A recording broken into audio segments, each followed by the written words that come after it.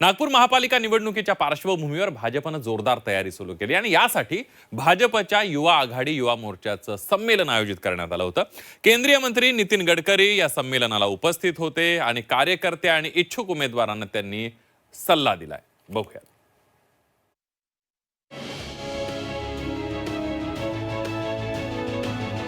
हे फुकटाची प्यायची धंदे करू नका, कोणाला पाजू नका। निवडणुकीत इलेक्शन मॅनेजमेंट फाईल लफडे नाही पाहिजे। मी म्हणायचो आमच्या वेळी एक फूल दो माली, आता इथे एक फूल 50 माली। आपल्या स्पष्ट वक्तेपणासाठी प्रसिद्ध असलेले केंद्रीय मंत्री नितीन गडकरी यांनी काय म्हटलं ऐकलं? नगर परिषदेच्या निवडणुकीत मिळालेल्या घवघवीत यशानंतर आता भाजपनं महापालिकांच्या निवडणुकांसाठी कंबर कसली आहे। यावेळी नागपूर महापालिका निवडणुकीसाठी भाजपनं युवा कार्यकर्ता संमेलन आयोजित केलं। या संमेलनात गडकरींनी कार्यकर्त्यांना आणि इच्छुक उमेदवारांना मोलाचा सल्ला दिला। या निवडणुका विकासाच्या नावावरच लढा, मतांसाठी कुणाला दारू पाजू नका किंवा इलेक्शन मॅनेज करू नका असा सल्लाच गडकरींनी दिलाय। इतकंच नाही तर आता निवडणुकांसाठी पक्षात किती स्पर्धा निर्माण झाली आहे याची ही जाणीव कार्यकर्त्यांना करून दिली आहे। हे फुकटाची प्यायची धंदे करू नका, कोणाला पाजू नका। निवडणुकीत इलेक्शन मॅनेजमेंट फाईल लफडे नाही पाहिजे।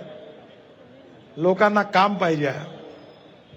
हा, खाण्यापिण्याचं काम जरूर करा। मी पण खातो आणि खिलवत असतो। आता आम्ही शाकाहारी आहोत, तुम्हाला पाहिजे तर सावजी मटण जरूर खा, कारण तुमचं बऱ्याच लोकांचं सावजी मटण म्हणजे फारच प्रिय आहे। पण बाकीच्या गोष्टी बंद करा। भाडोत्री लोक नाही पाहिजे। निवडणूक सोपी आहे, पण 5000 लोकांनी तिकीट मागितलेली आहे। मी म्हणायचो आमच्या वेळी एक फूल दो माली, आता इथे एक फूल 50 माली। आता एक सुंदरी आहे आणि 50 जण म्हणते माझ्या जमवा। आता कोणाचा जमवा? प्रत्येक जण म्हणते मीच चांगला हो। आता स्वयंवर होणार आहे। एका खुर्चीवर एकच माणूस बसू शकतो, 2-3 नाही बसू शकत। पण आम्ही हा प्रयत्न करू की जो कार्यकर्त्याला जनतेचं समर्थन आहे त्याचा निवड करताना विचार करू। दरम्यान गडकरींच्या या विधानावरून आता राजकारण रंगू लागलं। गडकरींचं विधान बरोबर आहे, निवडणुका विकासाच्या मुद्द्यावरच लढायला हव्यात असं चंद्रशेखर बावनकुळेंनी म्हटलं। तर नितीन गडकरी मोठ्या तत्वज्ञानाच्या गोष्टी करतात, मात्र त्यांचा ऐकतो कोण असा टोला अंबादास दानवेंनी लगावलाय। भाजप भ्रष्टाचारानं लटपट झाल्याची टीकाही त्यांनी केली। त्यांच्या या टीकेला सामाजिक न्याय मंत्री संजय शिरसाटांनी उत्तर दिलं। गडकरींची विधानं सकारात्मक असतात, निवडणुका मॅनेज होत नसतात तर कार्यकर्ते मॅनेज होतात असं शिरसाट यांनी म्हटलंय। दारू, पार्ट्या, पैसे वाटप हे आमच्या ब्लडमध्ये नाही आहे। हे फक्त आरोप लावतात हे लोक। आम्ही आमच्या विकासाच्या माननीय नितीन गडकरीजींनी पुढच्या 50 वर्षाचं नागपूर तयार केलेलं आहे। नागपूरला आंतरराष्ट्रीय शहर म्हणून त्या ठिकाणी विकसित करण्याचा नितीनजीचा संकल्प आहे। नितीन गडकरी फक्त भाषण करतात, ऐकतं कोण? ऐकतं कोण हा एक प्रश्न आहे ना। नितीन गडकरींचं ऐकतं कोण? नितीन गडकरी मोठ्या तत्वज्ञानाच्या गोष्टी करतात, पण ऐकतं कोण हा पण प्रश्न आहे ना। बोलणं सोपं आहे, तुमच्याच लोकांना सांगा ना। तुमचे शिबिर होतात, तुमच्या कार्यकर्त्याला जरा नीट सांगा ना। एकदा जाहीर भाषणं करायची काय गरज? एकदा तुमच्याच पक्षाच्या लोकांना सांगा। हे तुम्ही कोणाला सांगता?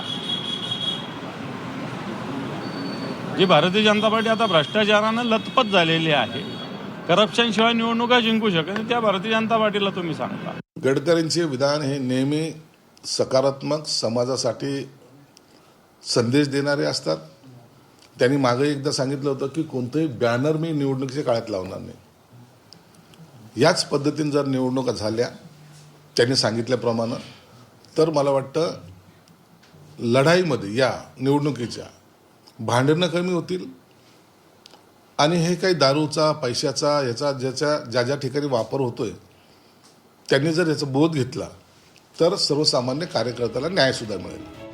80च्या दशकापासून राजकारणात सक्रिय असलेल्या गडकरींनी आपल्या कार्यकाळात पक्षात अनेक चढउतार पाहिलेत। संघाची शिकवण आणि पक्षावर निष्ठा या मुशीत तयार झालेल्या गडकरींचे अनुभवाचे बोल कार्यकर्ते आणि इच्छुक उमेदवार कितपत आचरणात आणतात हे येणाऱ्या निवडणुकीतच दिसून येईल। अमर काणे, झी 24 तास, नागपूर.